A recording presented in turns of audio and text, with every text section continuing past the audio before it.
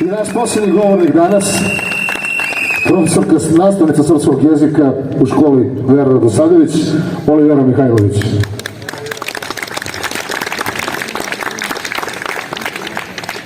Dragi učenici, studenti, roditelji, kolege, uvaženi sugrađani, obraćam vam se večeras kao ćerka prosvetnog radnika, kao supruga i majka prosvetnog radnika, a na kraju i sama kao prosvetni radnik.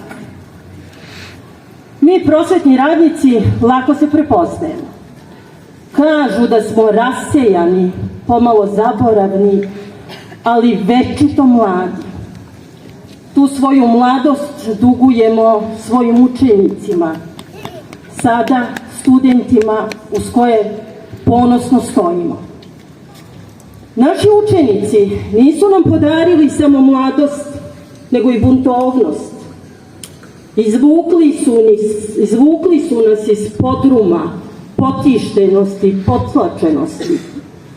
Obrisali su prašinu sa naših ramena, dali nam ruke i pokazali kako da hodamo. Zato je danas prosvetni radnik čovek koji uspravno hoda i koji sagovornike gleda u oči. Ovo je vreme promena.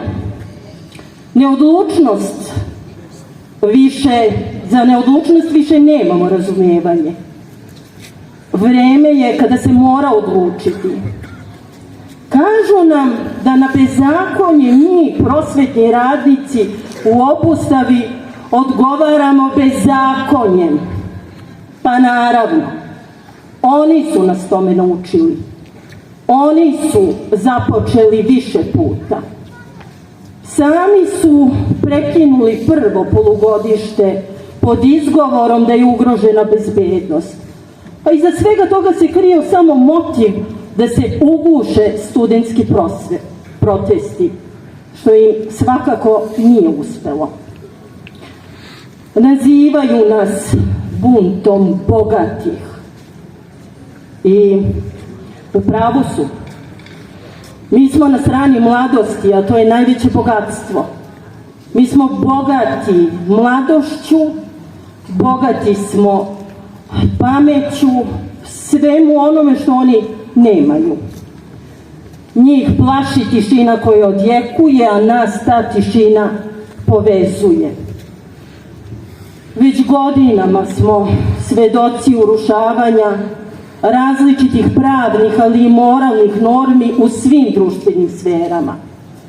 I verujem da je svako od vas bio prisutan ili posmatrao neku nepravdu. Uglavnom je to zato što je naša profesija prosvetnog radnika već godinama negovana kao da smo robovi. Kažu, ma ćuti, šta te briga? To nije tvoja stvar. Ma mala smo mi sredina. Ti tu ništa ne možeš promeniti. Radiš u maloj školi, pusti, neka ide. I to je bio narativ koji se mogao čuti do pre par meseci. Sada je drugačije. Moglo je sa tamo nekim Jagodinama, pa malo Sremska Mitrovica i otvorena su sva vrata.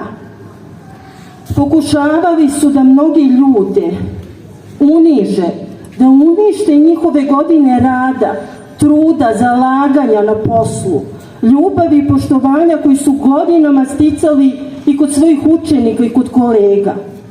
Šta zapravo želim da vam kažem? Ja poznajem mnogo kolega koji u mnogim školama nemaju stalni radni posao. Jer uvek je došao neko bolji, neko pogodniji po njima. Svi smo mi bili saučesnici jer smo ćutali. Ali neka slogan naš lokalni važi i dalje. Svi smo mi Ivana.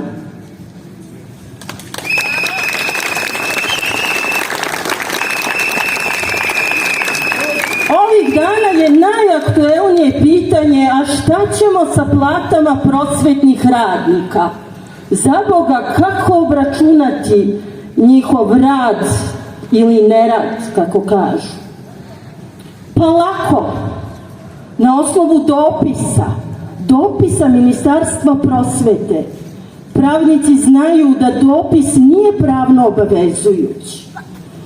Prvo su nas ostavili bez plata nekoliko dana, a onda su obračunali svakome različito, u svakoj školi drugačiji obračun, svakako, ali ne po zakonu.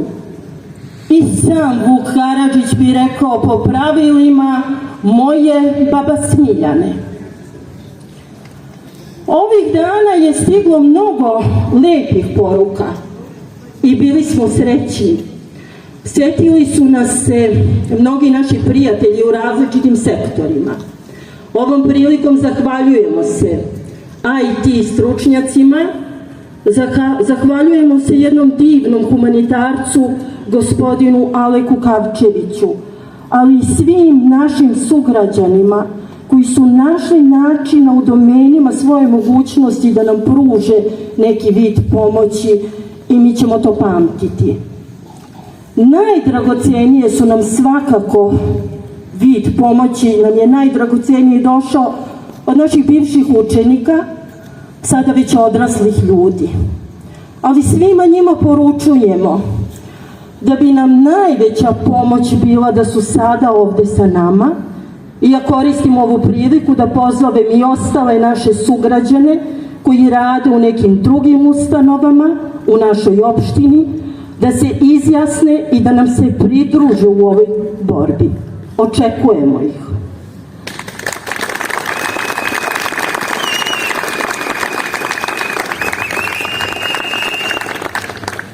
Vidite da nas plate nisu srušile. Čini mi se da smo brojniji.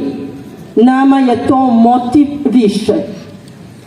Matija Bećković kaže: nije svejedno da li je činija puna ili prazna, ali je najvažnije da činija nije na podu i nemate plate koja može osigurati nečije dostojanstvo, bilo čije.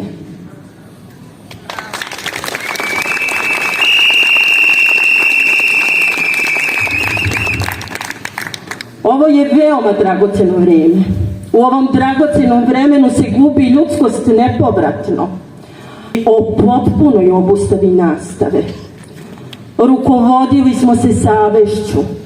Znajte, ovo nije odluka hrabrih ljudi. Ovo je odluka dostojanstvenih ljudi. Mi smo mogli da sedimo mirno, da se pravimo da se ništa ne dešava, da ignorišemo realnost, dok su za to vreme na ulicama đaci, studenti, naše kolege, koji vode naše borbe.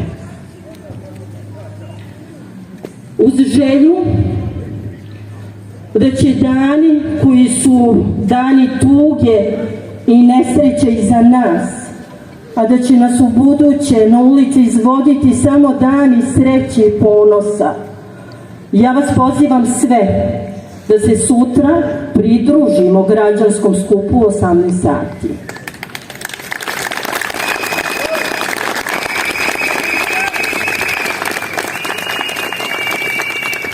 Neka 15. mart u Beogradu bude praznik dostojanstva i slobode.